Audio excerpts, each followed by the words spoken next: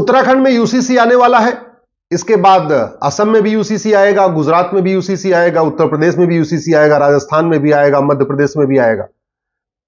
जहां जहां बीजेपी की सरकारें हैं वो यूसीसी लाने के लिए तैयार है। और चूंकि बीजेपी के सेंट्रल मैनिफेस्टो में भी यूसीसी है और जब से जनसंघ बना है तब से मैनिफेस्टो में यूसीसी चल रहा है, इसलिए हमें पूरा भरोसा है कि बहुत जल्द ही सेंट्रल लेवल पे भी, केंद्रीय स्तर पे भी यूसीसी आ जाएगा। वैसे भी बीजेपी का जो एक वादा था आर्टिकल 370 वो खत्म हो चुका है, राम मंदिर का वादा था वो भी बन गया है, तो अब ये यूसीसी बचा हुआ है। इसलिए हमें पूरा भरोसा है चुनाव के पहले या चुनाव के बाद, अभी अगले 2-3 महीने में या अगले 5-7 महीनों में यूसीसी आ जाएगा। यूसीसी क्यों जरूरी है? क्योंकि भारत के संविधान की आत्मा है यूसीसी। संविधान 2 शब्दों से मिलकर बना है, संविधान, ऐसा विधान जो सबके लिए समान हो उसको कहते हैं संविधान। तो सबके लिए समान विधान हो, एक देश एक विधान हो, इसलिए भी यूसीसी जरूरी है। दूसरी बात, भारत में कई विदेशी कुरीतियां चल रही हैं, उन पे कानून नहीं बना। जो कुछ कुरीतियां भारत में शुरू हुई, सती प्रथा जैसी कुरीति, छुआछूत जैसी कुरीति, उसके खिलाफ कानून बन गया, उसको अपराध बना दिया गया। लेकिन जो विदेशी कुरीति है, तलाके हसन, तलाके एहसन, तलाके बाइन, तलाके किनाया, उसके खिलाफ कानून नहीं है। अरब की कुरीति है निकाह हलाला, निकाह मुताह, निकाह मिस्यार, उसके खिलाफ कानून नहीं है। 4 शादी, उसके खिलाफ कानून नहीं है। भारत की संस्कृति को मजबूत करना भी आवश्यक है, तो यूसीसी से भारत की संस्कृति भी मजबूत होगी। भारत की संस्कृति क्या है? वसुधैव कुटुंबकम। भारत की संस्कृति क्या है? यत नारस्तु पूज्यते रमन्ते तत्र देवता। जहां नारी की पूजा होती है वहां देवता निवास करते। भारत की संस्कृति क्या है? नारी तु नारायणी।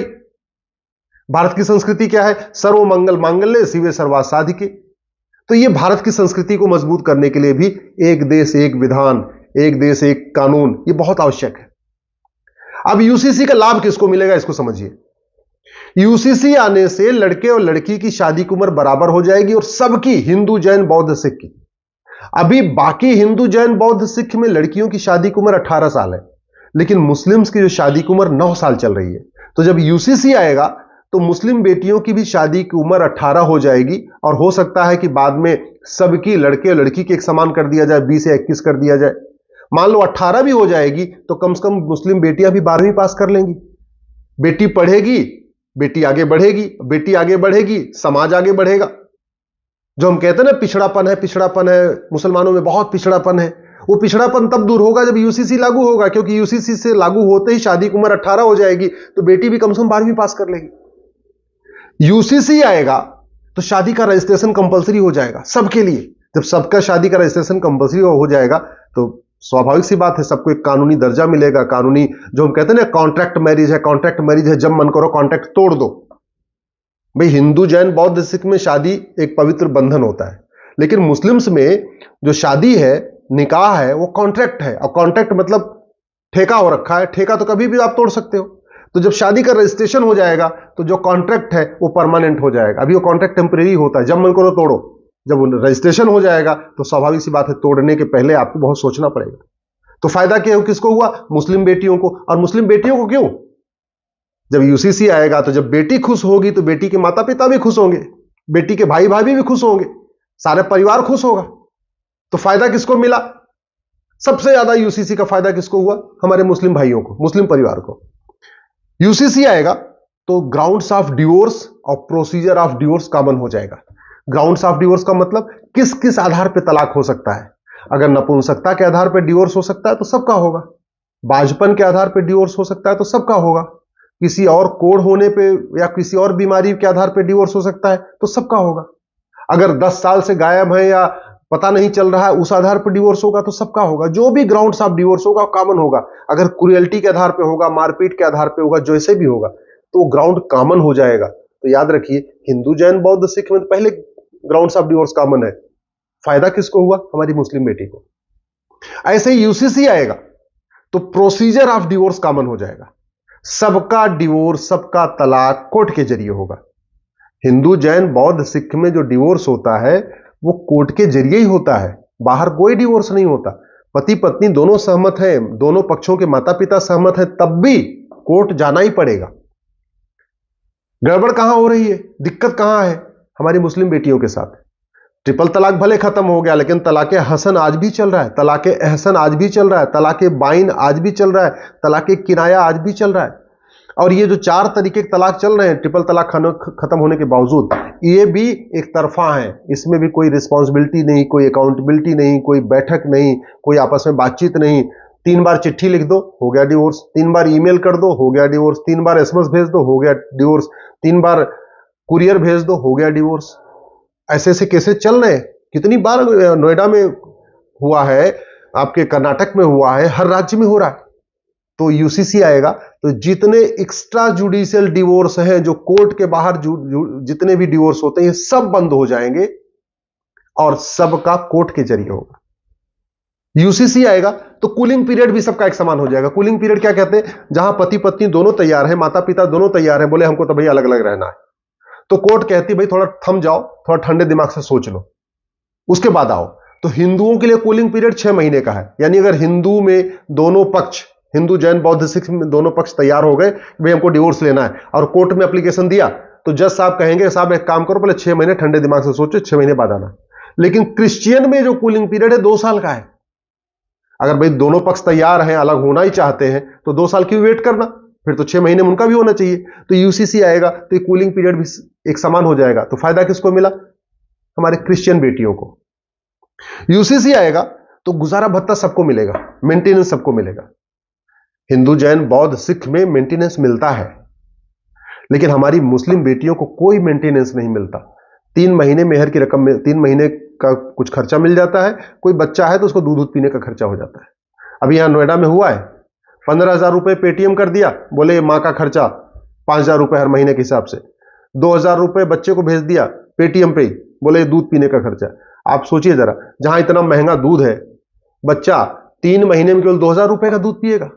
जहां इतनी महंगाई है, नोएडा में 10,000 रुपए के नीचे एक 1 बेडरूम का सेट नहीं मिलता, वहां 5,000 रुपए में बेटी कैसे रह लेगी? और चलो 3 महीने रह भी लेगी, 3 महीने के बाद क्या होगा उसका? तो जब यूसीसी आएगा तो गुजारा भत्ता सबको मिलेगा। तो फायदा किसको हुआ? हमारी मुस्लिम बेटियों को। और मुस्लिम बेटियों को क्यों? भाई बेटी को अगर दुख होता है तो बेटी के माता पिता भी दुखी होते हैं, बेटी के भाई भाई भी दुखी होते हैं, बेटी के मामा मामी भी दुखी होते हैं, पूरा परिवार दुखी होता है। यूसीसी आएगा, गोद लेने का अधिकार सबको मिल जाएगा। बड़ा इंटरेस्टिंग है। हिंदू जैन बौद्ध सिख में अगर बच्चा नहीं हुआ तो गोद ले सकते हैं, उसको अपनी पूरी प्रॉपर्टी दे सकते हैं। अब मुस्लिम बेटियों को अगर बच्चा नहीं हुआ तो गोद लेंगे तो उसको अपनी पूरी प्रॉपर्टी नहीं दे सकते। अब पूरी प्रॉपर्टी नहीं दे सकते तो कोई अपना बच्चा उनको गोद क्यों देगा? पूरी प्रॉपर्टी नहीं दे सकते तो अगर मान लो बच्चा गोद भी लिया तो बाकी प्रॉपर्टी क्या होगी? वो तो वक्त में चली जाएगी। उससे बचने के लिए दूसरा विवाह कर लेते हैं। अब मान लो बच्चा, पति में कोई कमी है, उसकी वजह से बच्चा नहीं हो रहा है, तो दूसरा निकाह करने पे भी बच्चा नहीं होगा, तीसरा निकाह करने पे भी बच्चा नहीं होगा। पता चला घर में सौतन आ गई, बच्चा तो हुआ ही नहीं। इसी तरीके से बेटा और बेटी एक समान नहीं है। मान लीजिए 4 बेटियां हो गई या 2 बेटी हो गई, लेकिन दामाद को अपनी पूरी प्रॉपर्टी नहीं दे सकते इस्लामिक लॉ के अनुसार। हिंदू जैन बौद्ध सिख में तो बेटा बेटी समान है, बेटा दामाद एक समान है। बेटा नहीं हुआ तो कोई बात नहीं, बेटी है ना, तो दामाद को अपनी पूरी प्रॉपर्टी दे दिया। लेकिन मुस्लिम्स दामाद को अपनी प्रॉपर्टी नहीं दे सकते। अब जब चूंकि दामाद को प्रॉपर्टी पूरी नहीं दे सकते, तो जो उनके पास जमीन है उसको बचाने के लिए, उसको कंटिन्यू रखने के लिए उनको बेटा चाहिए। अब मान लो पता चला पहली पत्नी से 5 बेटियां हो गई, बेटा चाहिए उनको, एक शादी और कर लिया। और आप भी जानते हैं कि बेटा होगा कि बेटी, ये महिला पे डिपेंड नहीं करता, ये तो पुरुष पे डिपेंड करता है। पुरुष तो वही है, पति तो वही है, पत्नी बदल गई, पता चला दूसरे में शादी भी कर लिया, दूसरा निकाह भी कर लिया, 5 बेटी और हो गई। अब बेटे के लालच में निकाह करते जा रहे हैं, 2 निकाह, 3 निकाह, 4 निकाह कह रहे हैं, बेटियों की संख्या बढ़ रही, बेटा तो होगा ही नहीं क्योंकि पिता तो वही है। तो यूसीसी आएगा तो बेटा और बेटी के बीच में भेदभाव खत्म होगा, सबको अपनी प्रॉपर्टी दामाद को देने का अधिकार भी मिल जाएगा। तो फायदा किसको हुआ? हमारे मुस्लिम परिवारों को। ऐसे ही यूसीसी आएगा तो विरासत का नियम और वसीयत का नियम सबके लिए एक समान हो जाएगा। विरासत का अधिकार और वसीयत का अधिकार, कहते हैं सक्सेशन और इनहेरिटेंस, इसका इक्वल राइट सबको हो जाएगा। बेटा और बेटी के प्रॉपर्टी राइट में अंतर नहीं होगा। माता और पिता के प्रॉपर्टी राइट में अंतर नहीं होगा, बहू और बेटे के प्रॉपर्टी राइट में अंतर नहीं होगा। हिंदू जैन बौद्ध सिख में तो सबको पहले इक्वल राइट है, सक्सेशन का और इनहेरिटेंस का, विरासत और वसीयत का इक्वल राइट है हिंदू जैन बौद्ध सिख में। जो भेदभाव है वो हमारे मुस्लिम्स परिवारों में है। और वो क्यों है? क्योंकि वो अरब का कल्चर है, अरब वाला कल्चर यहां चल रहा है, उसके चक्कर में भेदभाव है। तो स्वाभाविक सी बात है, यूसीसी आने से फायदा किसको मिला? हमारे मुस्लिम भाई परिवारों को। इसी तरीके से माता पिता की देखभाल का अधिकार भी सबको मिलेगा। हिंदू जैन बौद्ध सिख में पहले माता पिता की देखभाल का अधिकार।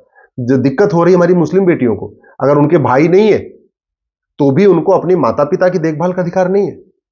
यूसीसी आएगा, एक पति एक पत्नी का नियम सब पे लागू हो जाएगा। हिंदू जैन बौद्ध सिख में पहले एक पति एक पत्नी का नियम लागू है। दिक्कत कहां हो रही है? हमारे मुस्लिम परिवारों में। तो उनको भी जो वहां सौतन आती है, सौतन आने के कारण जो टेंशन होता है उस टेंशन से बचेंगे। एक बात, एक पति एक पत्नी का नियम इसलिए भी जरूरी है कि भारत में लड़कियों की संख्या पहले ही कम है। 1000 लड़कों पे 930 लड़कियां होती हैं। अब कोई व्यक्ति अगर 2 शादी कर लेगा, 3 शादी कर लेगा, तो स्वाभाविक सी बात है वो जितनी ज्यादा शादी करेगा उतने लड़के और कुंवारे हो जाएंगे। क्योंकि अभी 1000 लड़कों पे 930 लड़कियां हैं, यानी 70 लड़के तो ऐसे ही कुंवारे रह जाते हैं। अब इसी में अगर कोई 2 शादी करेगा, 3 शादी करेगा, स्वाभाविक सी बात है फिर तो और लड़के कुंवारे हो जाएंगे। तो एक पति एक पत्नी का नियम, और वैसे भारत की संस्कृति एक पति एक पत्नी की रही है। मुझे लगता है यूसीसी आने से एक तो लाभ भी होगा और संस्कृति भी मजबूत होगी। मेरा तो यह कहना है कि इस यूसीसी में एक चैप्टर हम दो हमारे दो भी होना चाहिए, जनसंख्या नियंत्रण का भी होना चाहिए। क्योंकि भारत की जमीन हमारे पास दुनिया की केवल 2% जमीन है हमारे पास। पानी हमारे पास दुनिया के केवल 4% है। जनसंख्या हमारी दुनिया की 20% हो चुकी है। इसलिए यूसीसी में एक चैप्टर हम दो हमारे दो फैमिली प्लानिंग का भी होना चाहिए। और जो आदमी यूसीसी को न माने उसकी नागरिकता खत्म करने के लिए भी इसमें प्रावधान करना पड़ेगा। क्योंकि यूसीसी में आपने मान लो 10 चैप्टर बना दिए, 11 चैप्टर बना दिए, लेकिन दंड अगर आपने कठोर नहीं रखा, भय बिन होय न प्रीत, अगर इसमें आपने दंड कठोर नहीं रखा तो याद रखिए लोग इसको वायलेट करेंगे।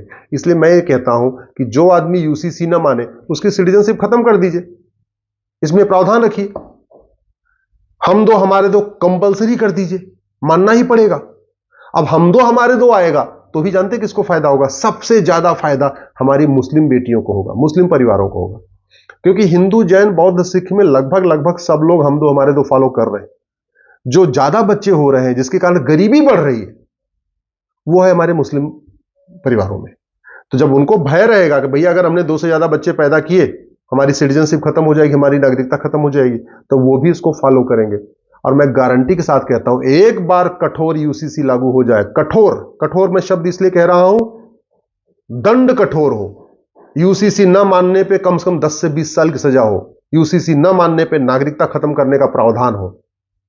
अभी देखिए अगले 10 से 15 साल के बाद पूरा कल्चर बदल जाएगा, सबकी सोच बदल जाएगी। सर्व मंगल मांगल्य ये सोच सबके अंदर आ जाएगी। वसुधैव कुटुंबकम वाली सोच सबके अंदर आ जाएगी। नारी तू नारायणी वाली सोच सबके अंदर आ जाएगी। बेटियों का अपमान करने के पहले लोग 10 बार सोचेंगे। इंसल्ट करने के पहले लोग मतलब सोचेंगे भैया हमको तो जेल जाना पड़ेगा। इसलिए मैं आशा करता हूं कि बहुत जल्दी ही सेंट्रल लेवल पे यूसीसी आ जाएगी। आप लोगों से मैं हाथ जोड़ के निवेदन है, दल गुलामी छोड़िए, पार्टियों की गुलामी छोड़िए।